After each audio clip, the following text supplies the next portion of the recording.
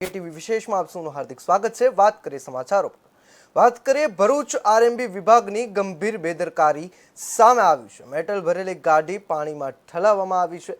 Pre મોન્સૂનની કામગીરી કે જે ચોમાસાની પહેલા કરવાની હોય અને જે ખાડાઓ ચોમાસાની પહેલા ભરવાના હોય તે ખાડા હવે ભરી રહ્યા છે। ચોમાસા પહેલા જે વરસાદની કામગીરી કરવાની હતી તે ચાલુ વરસાદે કરવામાં આવી રહી હોય તેવા દ્રશ્યો સામે આવ્યા છે।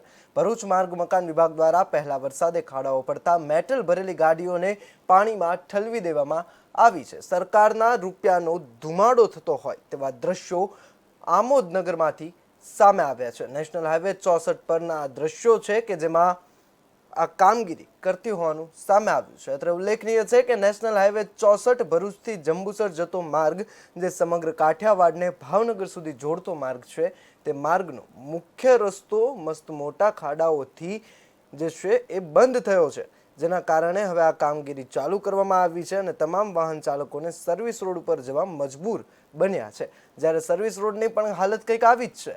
સર્વિસ રોડમાં પણ મસ્ત મોટા ખાડાઓ પડ્યા છે। પાણી ભરાઈ જવાથી અકસ્માતનો ભય રહેલો છે।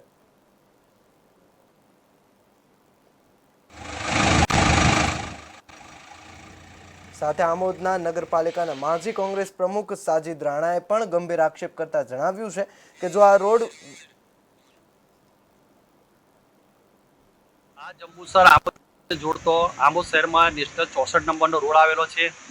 આ રોડ ઘણા સમયથી નવો બનાવવામાં આવેલો હતો। પહેલા 13 કરોડ રૂપિયાના ખર્ચે, ત્યારબાદ 7 કરોડના ખર્ચે આ રોડ બનાવવામાં આવ્યો। જ્યારનો આ રોડ બન્યો છે ત્યારનો વિવાદ અહીંયા અવારનવાર ચાલતો રહે છે। તમે જોઈ શકો છો કે પહેલા 4 મહિના પહેલા 4 માસથી આ આજુબાજુના જે લોકો જે છે, રહીશો છે, એને દળને કારણે પરેશાની થતી હતી। અત્યારે વરસાદ પડ્યો છે, પહેલો જ વરસાદ પડેલો છે, તેમ છતાં પણ હાલત આ છે। જુઓ, 2 ગાડીઓ અહીંયા આગળ બંધ થઈ ગયેલી છે। આ રોડ આખો બંધ થયેલો છે। સર્વિસ રોડ પર ગાડીઓ અવારનવાર ચાલે છે। આ કાઠિયાવાડથી જોડતો રોડ છે।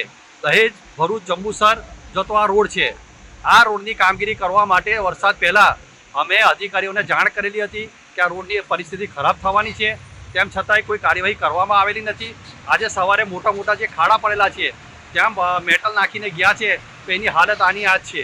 ખરેખર આ રોડ ખાડામાં છે કે ખાડામાં રોડ છે તે સમજ પડતી નથી। તમે જુઓ કે સાધનોને બી એટલું નુકસાન થાય છે।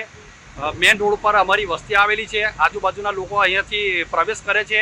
આ ખાડાને કારણે કોઈ એક્સિડન્ટ, જાનહાનિ મોટી થાય એવી પરિસ્થિતિ છે।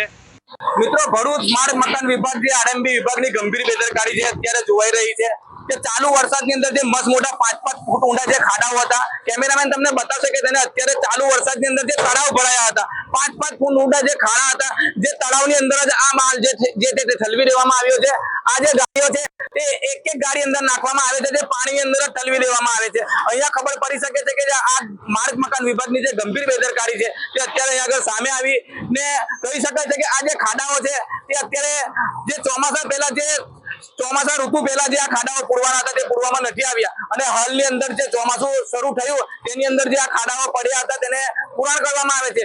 આ જે ખાડાઓ છે તે 1 કે 2 દિવસ પછી આ જે હતા તેવા ખાડાઓ થઈ જશે, જેની આજે આરએમબી વિભાગને પણ ખબર છે કે આ ખાડાઓ પૂરવાથી કશું થાય તેમ નથી। આ જગ્યાએ એકદમ વ્યવસ્થિત પહેલે ચોમાસા પહેલા જે રોડ હતું તે બનાવવાનો હતો, પરંતુ આ ગંભીર બેદરકારીના લીધે આજે અત્યારે જે આરએમબી વિભાગની જે કામગીરી હાથ ધરવામાં આવી છે તેનાથી કશું પણ થવાનું નથી અને આ ખાડાઓ છે અત્યારે થોડીક વારમાં જેવા હતા તેવા જ થઈ જશે। જાવેદ મલિકનો report, KTV news Gujarati, Amod. મિત્રો,